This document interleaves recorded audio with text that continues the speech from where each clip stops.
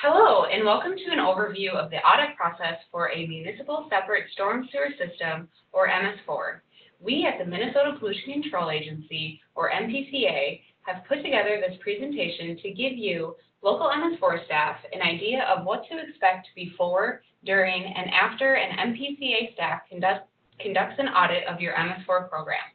We hope this answers some of your questions, helps you and your colleagues better prepare, and alleviates any apprehension you may have about your upcoming audit.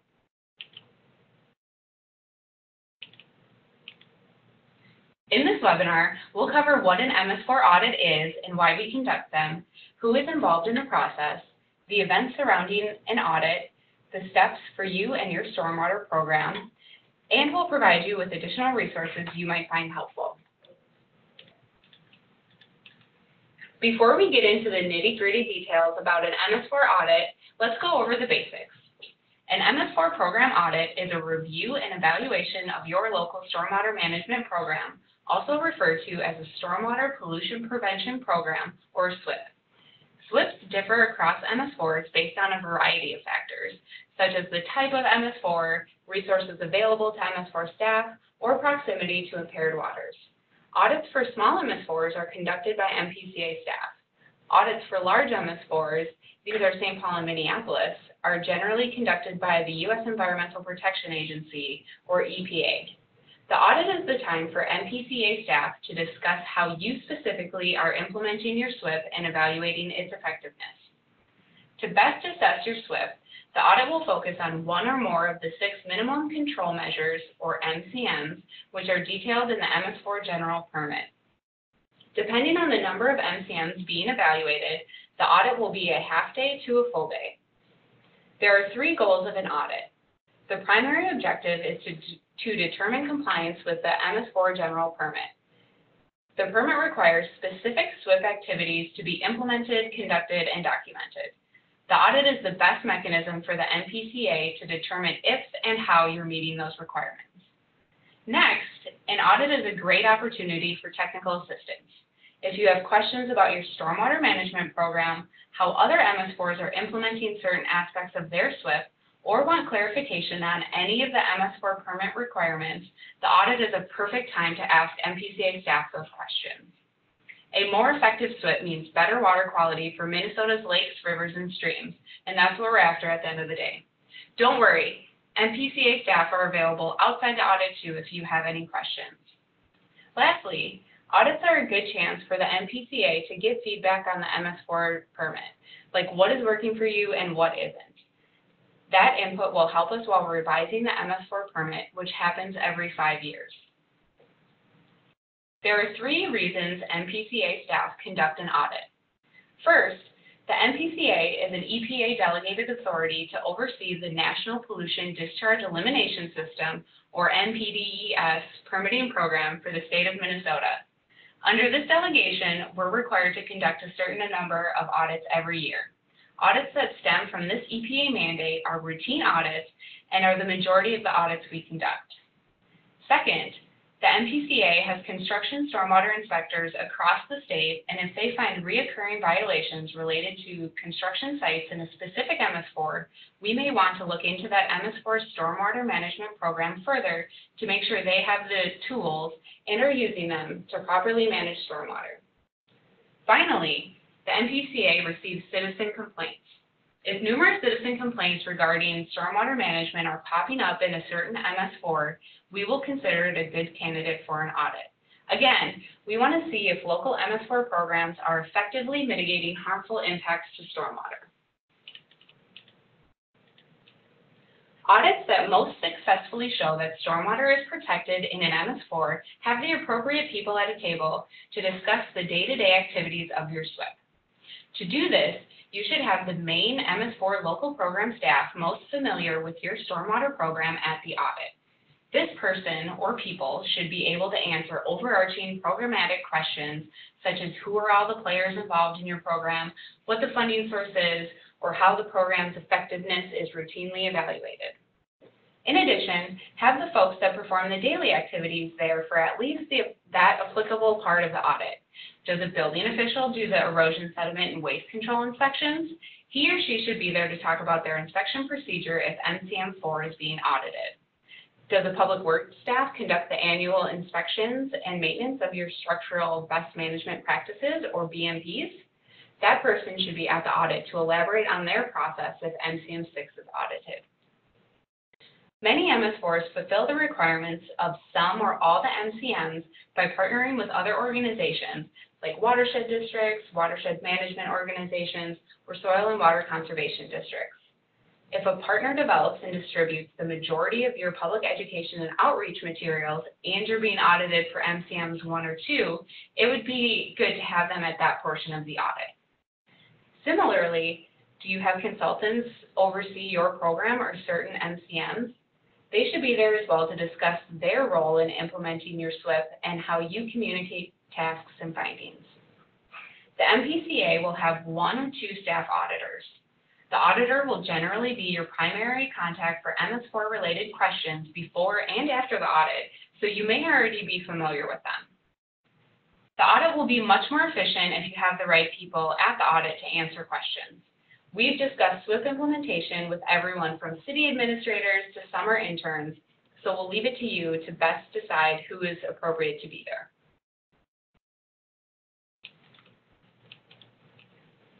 Now let's jump to the audit process itself, starting from the very beginning. Prior to the audit, you will receive a call or email from your MPCA auditor to notify you of the upcoming audit. These notifications generally happen a month before the audit. The auditor will discuss with you the MCMs that will be audited and schedule the audit for a day that works for you and your staff. The audit will happen at your location. Upon confirmation of an audit date, the MPCA auditor will send you a formal audit notice letter, an audit agenda, and an audit checklist. The audit checklist will detail the documents and materials you will need to send to the auditor prior to the audit. This is probably the most time-consuming part of the audit process. We will be asking for a lot of documents, such as ordinances or policies, standard operating procedures, and documentation of various activities like construction site inspections or site plan reviews. The exact materials requested will depend on the MCMs being audited. Gather all of the requested materials and send them to the MPCA auditor by the deadline they give. This allows the auditor time to review the documents, become familiar with your program, and develop questions specific to your MS4 prior to the audit. Before the audit, we recommend preparing by reviewing many documents related to your SWIP, especially if you will be speaking about activities that happened before you started with the MS4 or activities outside your primary role in the stormwater program. This includes reviewing your SWIP document that was submitted with the application for permit coverage. Review the BMPs you indicated you will implement for each of the MCMs and the measurable goals to evaluate their effectiveness.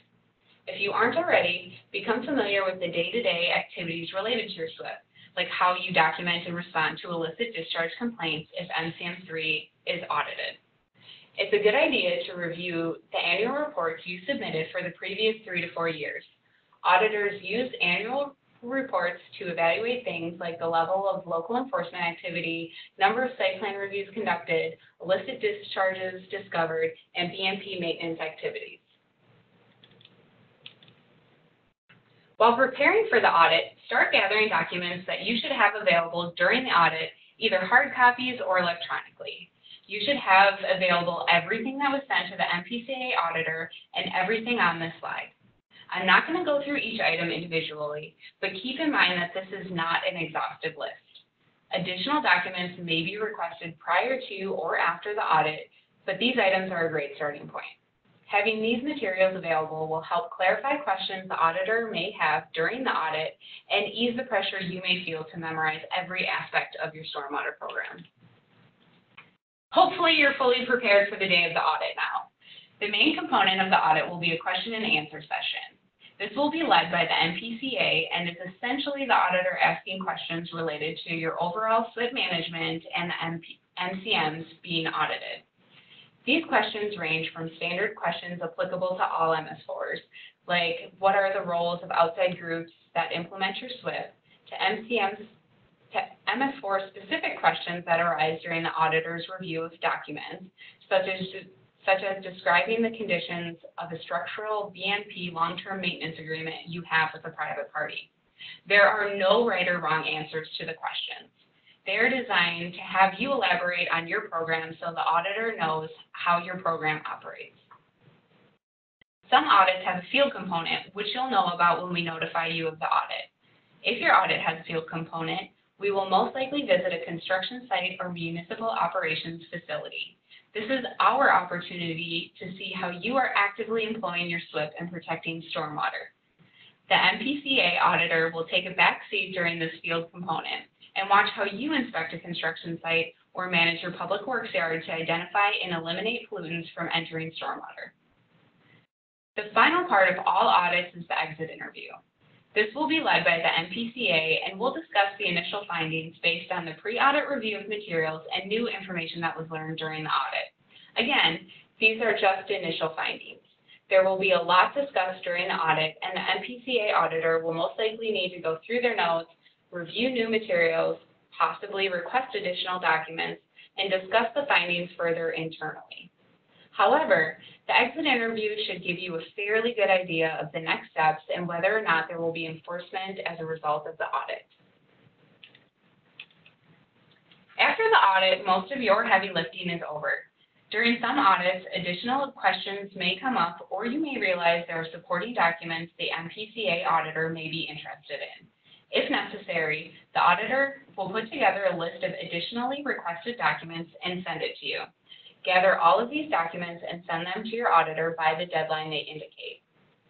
Generally, within a month, the MPCA auditor will send you an audit report which documents the aspects of your SWIP that were audited, compliance status of those areas, and suggested or required modifications to your SWIP.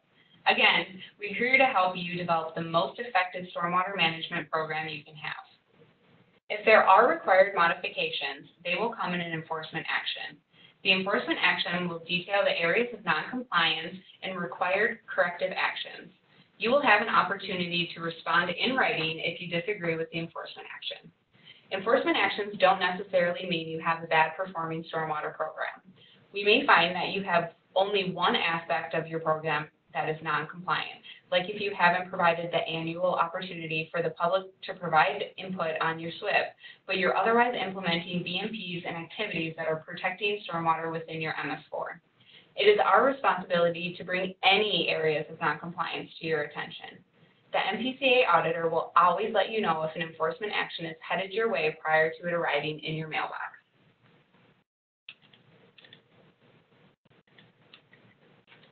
After the audit and post-audit activities are completed, there is still work to be done. As mentioned, the audit report may have suggestions for how you can enhance your MS4 program. Feel free to reach out to your auditor if you need technical assistance during this time. You can also share your hard work. You've spent a lot of time developing, implementing, evaluating, and modifying aspects of your SWIP. If you're comfortable, you can share your standard operating procedures, inspection checklists, regulatory mechanisms, or other valuable documents with other MS4 staff across the state so they can enhance their stormwater programs. All you need to do is email these documents to your MPCA auditor with permission to be shared, and the auditor will post them on the MS4 Digital Document Library. Lastly, keep doing the great work you do every day. We recognize that audits are time-consuming, considering the prep work, coordinating, and back and forth with MPCA staff and your partners. We realize this time cuts into your daily lives, and we appreciate the work you do every day to protect stormwater so we can all have clean water. Before we go, we want to give you some more information. Please visit the Minnesota Stormwater Manual's MS4 page for further information on MS4 permit requirements, case studies, and the digital document library. You can also find similar information as provided in this webinar on our audit process webpage. Reach out to your MPCA staff contact if you have any questions related to your MS4 program. You can also view the audit checklist prior to your audit being scheduled to make sure you're ready. We hope this helps you prepare and feel comfortable about your upcoming audit. Thank you for your time.